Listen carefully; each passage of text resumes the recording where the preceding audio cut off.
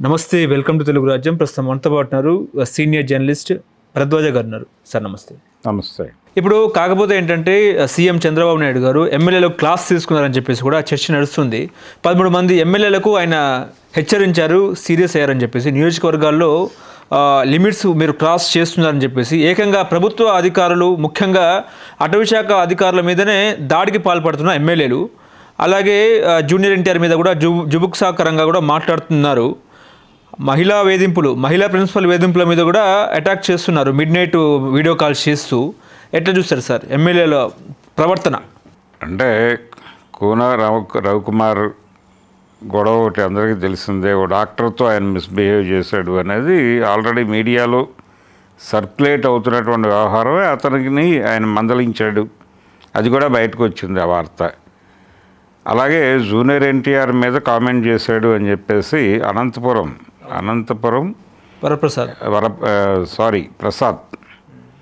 ప్రసాద్ మీద ఒక ఎలిగేషన్ ఉంది. ఆ ఎలిగేషన్, ఆ మాట, ఆయన ఫోన్ టాక్ బయటకు వచ్చింది. దాంతోపాటు ఆయన ఒక వీడియో చేశాడు, ఆ వాయిస్ నాది కాదు అని. ఈ 2 వాయిస్లని ఏదైనా ఒక నిష్పక్షపాతంగా విచారణ జరిపేటువంటి రాష్ట్రానికి పంపించి, అంటే ఉదాహరణకి చెన్నై పంపించి అక్కడ ల్యాబుల్లో టెస్ట్ చేయించి 2 గొంతులు ఒకటా కాదా అనే కార్యక్రమం జరగాలి కదా ఇమ్మీడియట్గా. అది జరగల, అది చేయలే, ఎవరు పట్టించుకోలేదు, అది డిమాండ్ కూడా చేయలే ఎవరు. నేను ఎన్టీఆర్ని ఎందుకు అంటాను అని మాట్లాడాడు ఆయన. ఎన్టీఆర్ మీద క్రిటిసిజం పెట్టాడు. ఆ క్రిటిసిజం పెడుతున్నటువంటి ఫోన్ టాక్ ఆడియోలో చాలా స్పష్టంగా సార్ని అంటాడా అన్నాడు. సార్ని ఏమో అనలేదు ఆయన. జూనియర్ ఎన్టీఆర్ వార్ 2 ఫంక్షన్లో మనల్ని ఎవరు ఆపేది అన్నాడు. ఆయన ఆశీస్సులు ఉన్నంతకాలం మనల్ని ఎవరు ఆపలేరు అన్నాడు ఆయన. ఇదే డైలాగు. ఏది? సీనియర్ ఎన్టీఆర్ ఆశీర్వాదం ఉన్నంతకాలం మనల్ని ఎవరు ఏమీ చేయలేరు అన్నాడు. దీనిలో లోకేష్ అనే మాట లేదు, చంద్రబాబు అనే మాట లేదు, తెలుగుదేశం అనే మాట అంతకంటే లేదు. కేవలం తాతగారి ఆశీర్వాదం ఉన్నంతకాలం మనల్ని ఎవరూ ఆపలేరు అని అన్న మాటని ఎలా ఆపాదించుకుంటారు వాళ్ళు?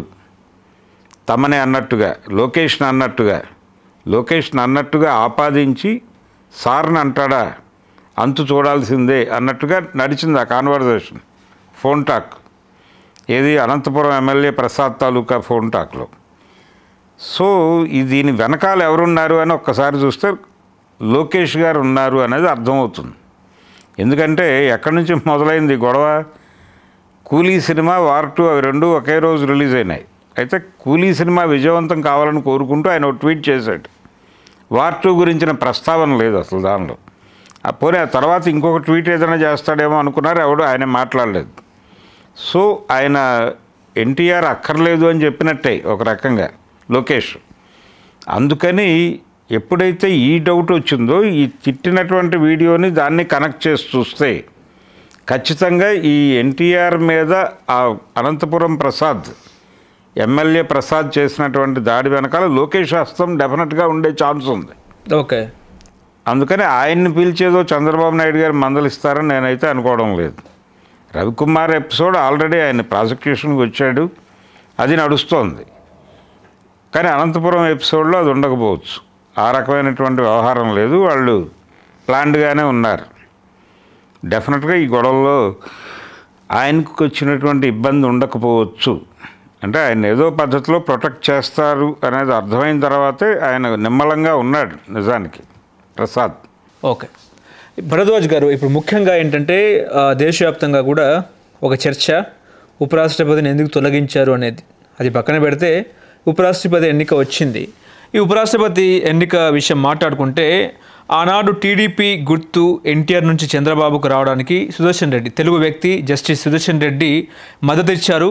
ఆ కృతజ్ఞత భావంతోనే సుదర్శన్ రెడ్డికు చంద్రబాబు నాయుడు గారు మద్దతు ఇస్తారని మేము అనుకుంటున్నామని చెప్పేసి నాగర్ కర్నూల్ ఎంపీ మల్లు రవి గారు చెప్తున్నారు.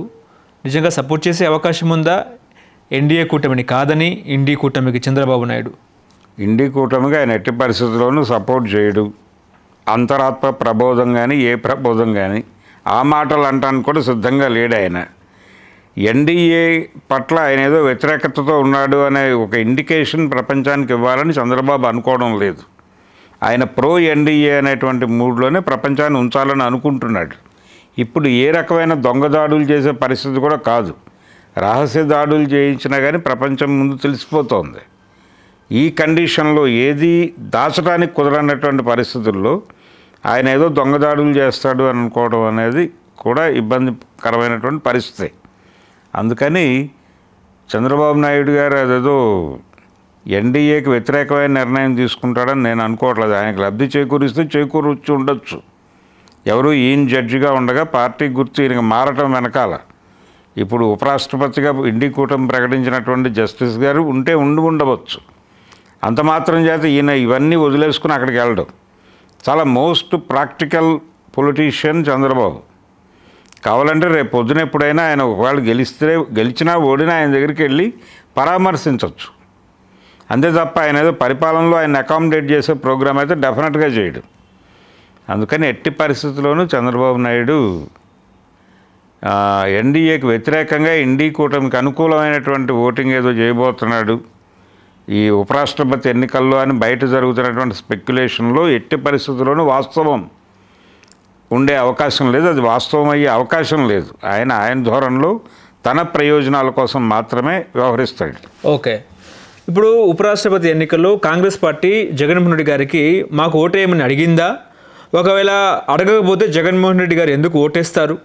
ఇదంతా జరగనప్పుడు షర్మిల జగన్మోహన్ రెడ్డి గారిని ఎందుకు విమర్శించే హక్కు ఉంది అన్నట్టు కూడా మాట్లాడుతున్నారు. ఏం చెప్తారు?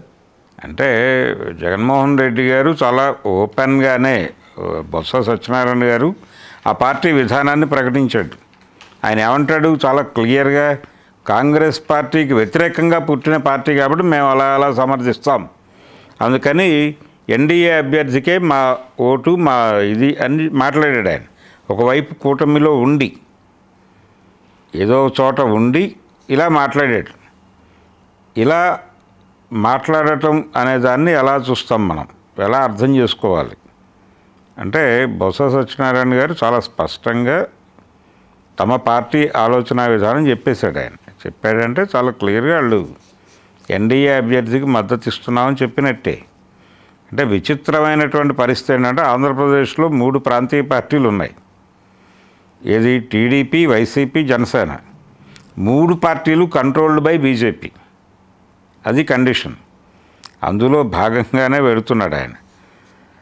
అక్కడ రెడ్డి ఉన్నాడు, కాంగ్రెస్ పార్టీ, లేకపోతే ఇండి కూటమి, మరొకటి, ఇవన్నీ చూసే మూడ్లో లేడు ఆయన. ఓకే, ఆ మూడ్లో లేడు. చాలా క్లియర్గా ఆయన చెప్పేసిన తర్వాత ఇంకా డీవియేషన్స్ ఉండవు దానిలో. వాళ్ళు ఎట్టి పరిస్థితుల్లోనూ ఇండి కూటమికి లేకపోతే ఆ రెడ్డి గారికి మద్దతుగా ఈ రెడ్డి గారు నిలబడటం అనేది అయితే జరగదు. సుదర్శన్ రెడ్డికి అనుకూలమైనటువంటి నిర్ణయం అయితే జగన్ చేయడు. ఎందుకంటే ఇతనికి ఉండేటువంటి ఇబ్బంది ఇతనికి ఉంది. అదేలే కేసులు అనండి, ఏదైనా అనండి, ఇతనికి ఉండే ఇబ్బంది ఉంది. ఇతను ఎన్డీఏ నుంచి దూరం జరిగేటువంటి ప్రయత్నాల్లో అయితే లేడు. దూకితే మంచిదే అని కొంతమంది రెచ్చగొట్టే ప్రయత్నం చేస్తున్నారు, కానీ ఆయన సిద్ధంగా లేడు దూకడానికి. ఆయన పద్ధతిలో ఆయన ఉన్నాడు. అందుకని జగన్మోహన్ రెడ్డి గారు చాలా క్లియర్గా ఏ రకమైనటువంటి డీవియేషన్ లేకుండా ఆయన సుదర్శన్ రెడ్డికి వ్యతిరేకంగానే నిలబడతాడు, అక్కడే ఓటేస్తాడు, ఈయనకు అనుకూలంగా వేయడు.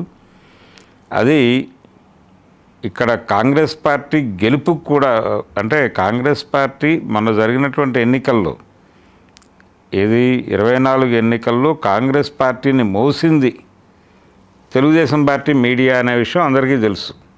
అంటే షర్మిల గారు ఎప్పుడు రోడ్డు మీదకి వచ్చినా ఆవిడ ఏం మాట్లాడినా హైలైట్ చేసింది వాళ్ళే. జగన్కి వ్యతిరేకంగా జగన్ని టార్గెట్ చేస్తూ జగన్ని టార్గెట్ చేస్తూ షర్మిల గారు మాట్లాడిన ప్రతి మాటని జనంలోకి తీసుకెళ్ళడానికి తెలుగుదేశం పార్టీ మీడియా విపరీతమైన కసరత్తు చేసింది, విపరీతమైన నెట్వర్క్ పెట్టుకుని మరీ పనిచేసింది. కాబట్టి ప్రపంచానికి ఒక డౌట్ ఉంది. అంటే ఆంధ్రప్రదేశ్ వరకు పరిమితమై చూస్తే కాంగ్రెస్ పార్టీని కూడా చంద్రబాబు నాయుడే నడిపిస్తున్నాడా అనేటువంటి ఒక సందేహం చాలామందిలో ఉంది. అందుకని ఇన్ని అనుమానాలు ఇన్ని గందరగోళాలు ఉన్నాయి కాబట్టే ఇప్పుడు వారు కూడా వీరినే సపోర్ట్ చేస్తారు, బీజేపీ అభ్యర్థికే. ఇక్కడ ఎవరికి తీసిపోని వినయ ప్రదర్శనలో అందరూ ఎవరికి వాళ్ళు చాలా అగ్రెసివ్గా పెడుతున్నారు. బీజేపీ పట్ల వినయ ప్రదర్శన. టీడీపీ ఒకలా చేస్తుంటే జనసేన ఇంకోలా చేస్తుంటే వైసీపీ ఇంకోలా చేస్తోంది. అందులో భాగంగా ఎవరి విధేయతను వాళ్ళు చాటుకోవడం కోసం ఈ కష్టాలు పడుతున్నారు తప్ప వీళ్ళకి ప్రజల ప్రయోజనాలు వాటిని కాపాడటానికి తీసుకోవాల్సిన కార్యక్రమాలు అనే ఒక బ్రాడర్ సెన్స్లో అయితే వీళ్ళెవరు ఉన్నారని నేను అనుకోవడం లేదు. హలో, తెలుగు రాజ్యం ఛానల్ చూస్తున్నారా? సామాజిక రాజకీయ జీవన చిత్రణే తెలుగు రాజ్యం. అతిశయోక్తులు అసత్యాలు ఉండవు. రాజకీయ కోణం కాదు, ప్రజా కోణమే కొలబద్ద. తెలుగు రాజ్యం వీక్షణ మీ ఉత్తమ అభిరుచికి నిదర్శనం.